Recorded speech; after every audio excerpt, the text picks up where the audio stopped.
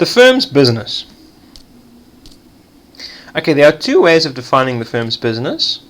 You can look at it through the generic way or through the product way. Generic terms or product terms. There are 4 questions to ask. Number 1, what? Number 2, to meet what? Number 3, for whom? And number 4, where? What product? To meet what need? What type of customer? And in which area? It's very important to define a business, it's very important not to define a business too narrowly. This may result in lost opportunities. For example, you can see the Encyclopedia Britannica example. They focused too narrowly. They only considered their business to be selling encyclopedias. But actually, that's not at all what Encyclopedia Britannica does. They actually sell knowledge. And if they had seen themselves as selling knowledge, they might have been able to develop new kinds of products which enable people to engage with that knowledge. Why? Because people stopped buying books and started finding a lot of things on the internet. If Encyclopedia Britannica had seen this, they would have probably developed a website that people could then pay for in order to gain that knowledge, instead of just continuing to print books and continuing to try to sell books which people didn't really want or need anymore.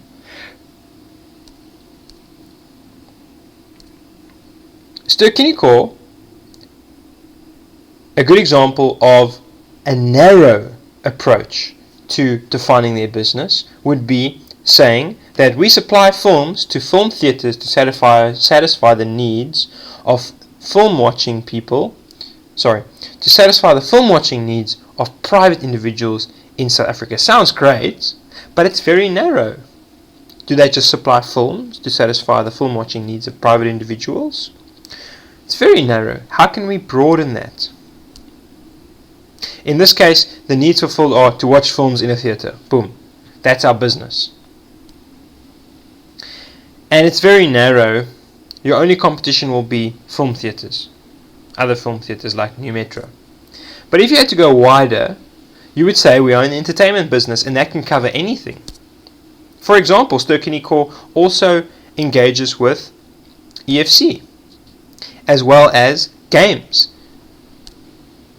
In this case, they can fulfill much more needs. Theatre, EFC, gaming, and so forth. So it's important that if you focus too narrowly, you might not see some of the other opportunities that are out there in the environment.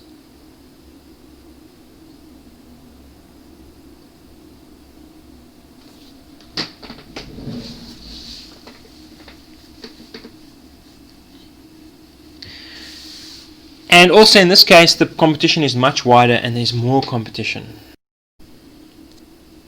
Okay, Malcolm Searle, as brand development manager at Tiger Brands, said the following thing. He said, people are not buying a set of ingredients. Now, Tiger Brands sells food, so that's why I said people are not selling a set of ingredients. They are asking, what are we going to have for dinner tonight? They don't care about the ingredients. What they care about is a nice dinner. Not what rice am I going to eat, products. So he says, we are not in the rice business. Tastic, they sell the Tastic brand. We are in the business of understanding what people consume at meal times. It's very important that you don't just focus on the product. We sell rice. We sell rice. No. We sell something that helps people enjoy their dinner. We sell a great dinner. Without our product, people are going to struggle at dinner time. How can we add value to their dinners? And if we think that way, you can develop products that are much better at facilitating and serving customers' needs. Let's change the following product-based business definition into a generic-based definition. We are in the paint business. Now, what is painting? What do people use painting for? They use it to decorate. They use it to add value to their homes. Okay?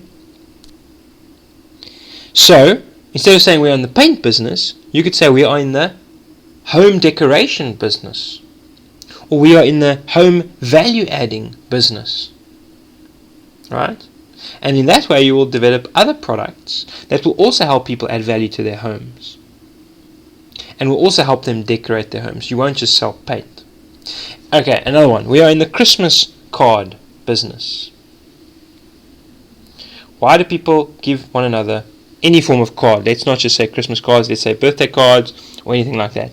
They give it to them because they want them to feel nice on that special day, right? They want to think about them.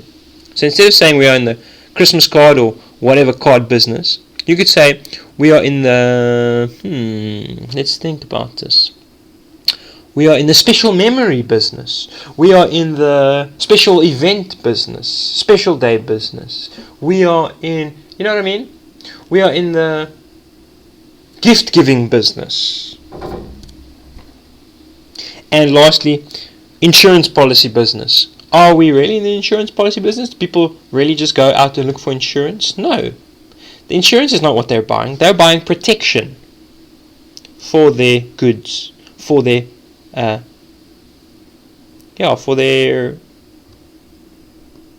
goods and services.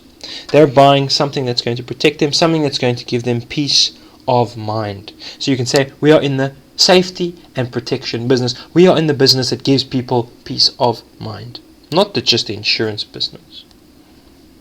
Okay, we're in the motor car business. Do people really go and just look for motor cars? No, they're looking for something that will help them transport. We're in the transport business, helping people get where they need to go.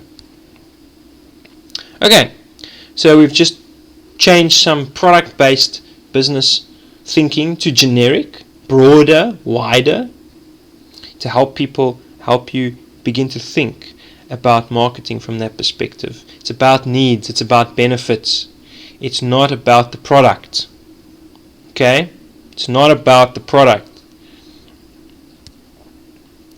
Approaching the firm's business in this way has three important advantages. Number one, it ensures that the firm keeps focused on the customer's needs instead of just the product. Like Encyclopedia Britannica, they just focused on printed encyclopedias. And when people's needs changed to more effective internet-based knowledge, they didn't move with them because they were just focused on printing. They lost money and people moved on. It encourages innovation and creativity by reminding staff that there are many ways to satisfy customers' needs, not just using that one product. Keeps them innovative, on their toes, creative, thinking out of the box. What different ways can we use to satisfy our customers' needs? And it also stimulates awareness. It helps people not just have blinkers on and just focus on their product, but they're looking around them. They're looking at their competitors. They're looking at society. They're testing new things. They're awake to what customers are desiring and what customers are preferring. Now, what is marketing myopia? This is when management fails to recognize the scope of the business. Their focus is too narrow, like Encyclopedia Britannica's was. Okay? They're not thinking wide enough.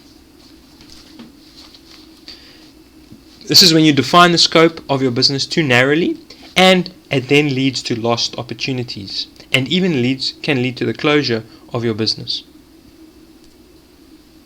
At the same time, it's also important not to go too wide, but to stay within the frame of the business's area of knowledge and skills.